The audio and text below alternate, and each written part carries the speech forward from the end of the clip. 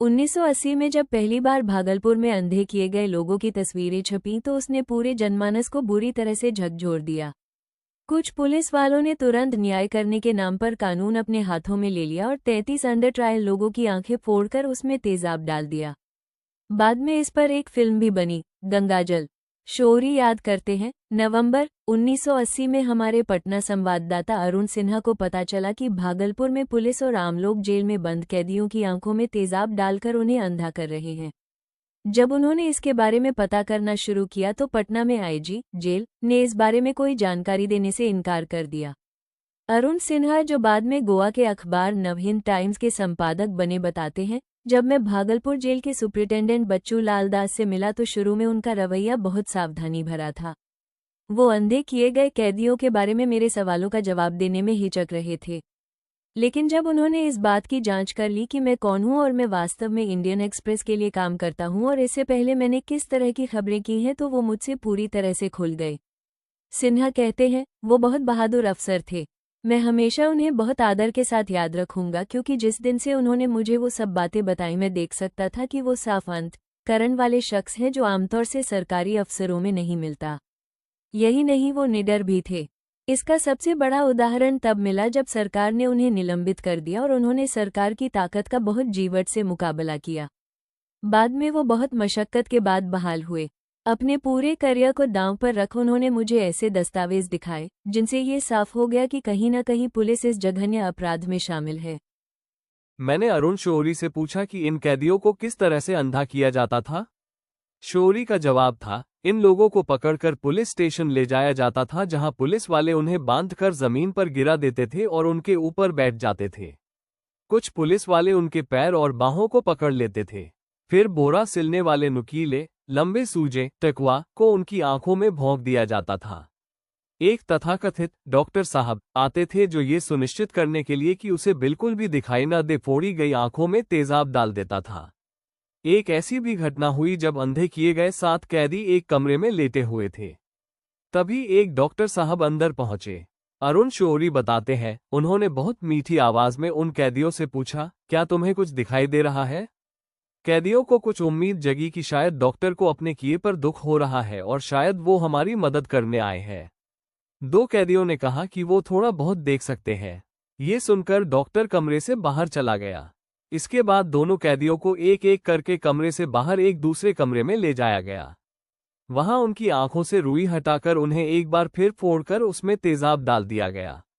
ये सिलसिला जुलाई 1980 से चल रहा था। तेजाब को पुलिस वाले गंगाजल कहकर पुकारते थे। एक पूर्व अभियुक्त कहते हैं, हमें पुलिस पकड़कर कोतवाली ले गई थी। वहां उसने हमारी दोनों आंखों में प्योर तेजाब डालकर हमें अंधा कर दिया। बाद में हमें भागलपुर सेंट्रल जेल भेज दिया गया। वहां जेल सुपरिटेंडेंट दास साहब ने हमारा स्टेटमेंट तैयार कराकर सुप्रीम कोर्ट के वकील हिंगोरानी साहब के पास भिजवाया था। उनके प्रयासों से ही पहले हमें 500 रुपये महीना पेंशन मिलना शुरू हुई, जो बाद में बढ़कर 750 रुपये हो गई। लेकिन वो कभी 2 महीने बाद मिलती है तो कभी 4 महीने बाद। कुल 33 लोगों के साथ ये जुल्म किया गया था, जिसमें 18 लोग अभी भी जीवित हैं। बरारी के रहने वाले भोला चौधरी बताते हैं, पुलिस ने पहले हमारी आंखों को टकवा से छेदा और फिर उसमें तेजाब डाल दिया।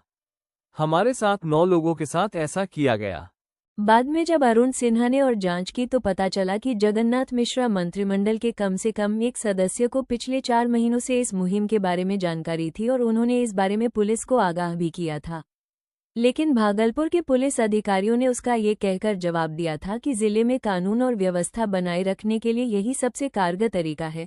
जब अरुण सिन्हा भागलपुर के पुलिस अधिकारियों से मिले तो उन्होंने सफाई दी कि ये काम पुलिस नहीं, वहां की आम जनता कर रही है और इन तथाकथित हत्यारों, लुटेरों और बलात्कारियों के लिए आंसू बहाने की कोई जरूरत नहीं है।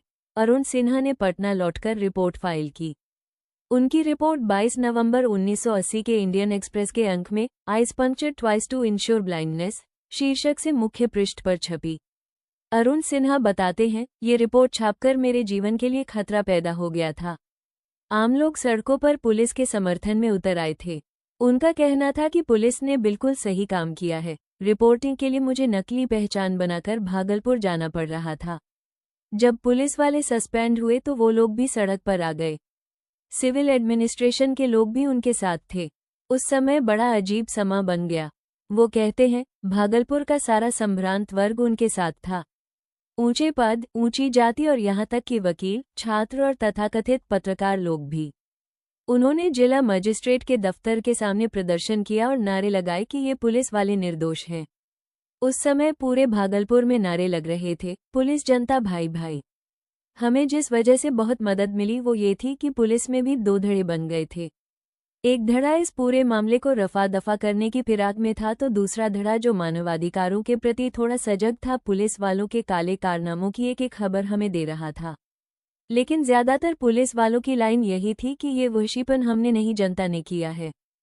जब ये बात सार्वजनिक हुई तो मुख्यमंत्री जगन्नाथ मिश्र और डीआईजी ईस्टर्न रेंज ने इसके लिए आम लोगों को जिम्मेदार ठहराया।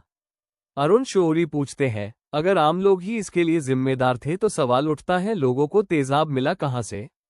क्या भागलपुर के लोग अपने हाथ में टकवा और तेजाब लिए घूम रहे थे? क्या लोगों को पता होता था कि कहां और कब अपराधियों को पकड़ा जाएगा और वो वहां तेजाब और टकवा लेकर तैयार रहते थे? लोगों की ओर से पकड़ लिए जाने पर अपराधियों ने अपने हथियार का इस्तेमाल क्यों नहीं किया? अगर आम लोगों ने ही अपराधियों को अंधा किया तो पुलिस ने उनको पकड़ा क्यों नहीं? क्या उन्होंने इसका कोई गवाह ढूंढने की कोशिश की? सरकार ने सिर्फ एक काम किया और वो था जेल अधीक्षक दास को निलंबित करने का। उन पर आरोप लगा कि जब वो जेल पहुंचे उन्होंने जेल रजिस्टर में अंधे किए लोगों के बारे में सही प्रविष्टि नहीं की थी और न ही उन्होंने इन लोगों के इलाज के लिए उचित व्यवस्था करवाए। लेकिन उनका असली अपराध ये था कि उन्होंने अरुण सिन्हा को अंधे किए गए लोगों से मिलवाया। उनके निलंबन आदेश में लिखा गया, उन्होंने इसके बारे में प्रशासन को कोई रिपोर्ट नहीं दी और अखबारों को अंधा किए जाने के बारे में अपना वर्जन दिया। लेकिन इसमें कोई दो राय नहीं कि इसके बारे में अखबार के जरिए लोगों को पता चलने से पहले बिहार पुलिस के उच्चाधिकारियों को इसका अंदाजा था। अरुण शौरी बताते हैं, जुलाई 1980 में DIG eastern range Gajendra Narayan ने डीआईजी सीआईडी से अनुरोध किया था कि वो एक अनुभवी पुलिस इंस्पेक्टर को इसकी जांच के लिए भागलपुर भेजें। उन इंस्पेक्टर ने गजेंद्र नारायण को रिपोर्ट दी कि पुलिस वाले संदिग्ध अपराधियों को योजना बनाकर जबरदस्ती अंधा कर रहे हैं।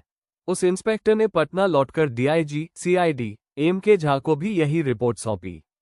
इस रिपोर्ट पर कार्रवाई करने के बजाय अधिकारियों ने उस इंस्पेक्टर पर अपनी रिपोर्ट बदलने का दबाव बनाना शुरू कर दिया। सूत्रों ने सिन्हा को बताया कि उनको भेजने वाले डीआईजी ने कहा कि उस इंस्पेक्टर को तुरंत मुख्यालय वापस बुला लिया जाए। जुलाई 1980 में भागलपुर जेल में रह रहे 11 अंधे बनाए गए अंडर ट्रायल कैदियों ने गृह विभाग को आवेदन भेजकर न्याय की गुहार की। इस आवेदन पत्र को जेल के अधीक्षक ने फॉरवर्ड किया। जब ये बातें सार्वजनिक हुई तो इस पर कार्रवाई करने के बजाय भागलपुर जेल के अधीक्षक दास पर इन कैदियों के आवेदन लिखने में मदद करने का आरोप लगाया गया। सितंबर 1980 में पुलिस महानिरीक्षक जेल ने भागलपुर की बांका सब जेल का निरीक्षण करने और वहां कैद 3 अंधे किए गए कैदियों से मिलने के बाद गृह विभाग से जांच बैठाने का अनुरोध किया, लेकिन विभाग ने इस पर कोई कार्रवाई नहीं की। जब अंधे किए लोगों को भागलपुर मेडिकल कॉलेज ले जाया गया तो वहां के डॉक्टरों ने इसका इलाज करने से इनकार कर दिया। उन्होंने भागलपुर जेल के वहां के लिए एक नेत्र विशेषज्ञ तैनात किए जाने के अनुरोध को भी स्वीकार नहीं किया। जैसे ही ये खबर ब्रेक हुई, केंद्रीय मंत्री वसंत साठे ने कहा कि इंडियन एक्सप्रेस अखबार पुलिस का मनोबल गिराने की कोशिश कर रहा है, लेकिन आचार्य कृपलानी ने एक जनसभा कर इस पूरे ऑपरेशन की घोर निंदा की।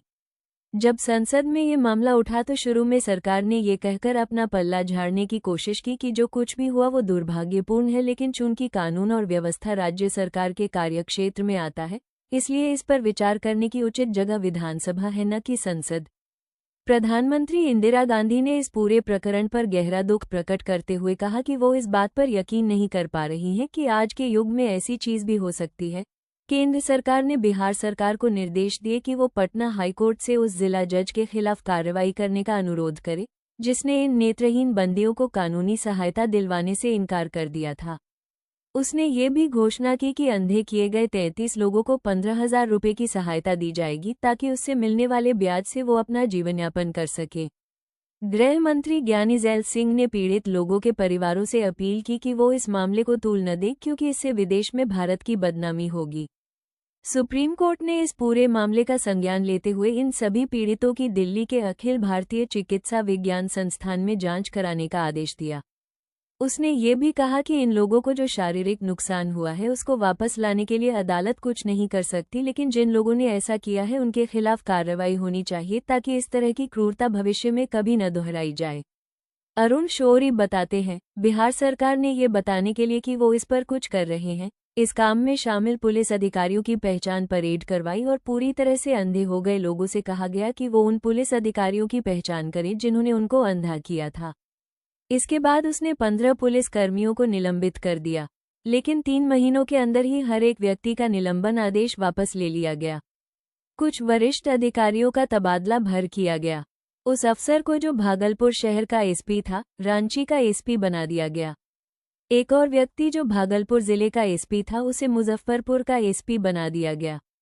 वरिष्ठ पुलिस अधिकारियों को पहले से भी महत्वपूर्ण जगहों पर भेजा गया।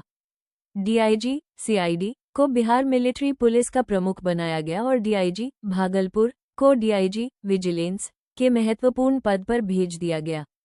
जब अरुण शौरी की बिहार के मुख्यमंत्री डॉक्टर जगन्नाथ मिश्रा से दिल्ली में मुलाकात हुई तो उन्होंने उनसे पूछा, मिश्रा जी, आपकी सरकार कानून और व्यवस्था पर काबू नहीं रख पाई। यहाँ सबका कहना है कि आपको इस्तीफा दे देना चाहिए। मिश्रा का जवाब था, शौरी साहब, मैं इस्तीफा क्यों दूं? मैंने नैतिक जिम्मेदारी तो ले ली है न। ये घटना एक दर्दनाक घटना थी जिसने मानवाधिकारों के उल्लंघन के बारे में जागरूकता बढ़ाई। इसी के साथ यह वीडियो समाप्त होता है। अगर आपको ये स्टोरी टेलिंग अच्छा लगा हो तो हमारे इस चैनल को सब्सक्राइब करें और वीडियो को लाइक शेयर करें।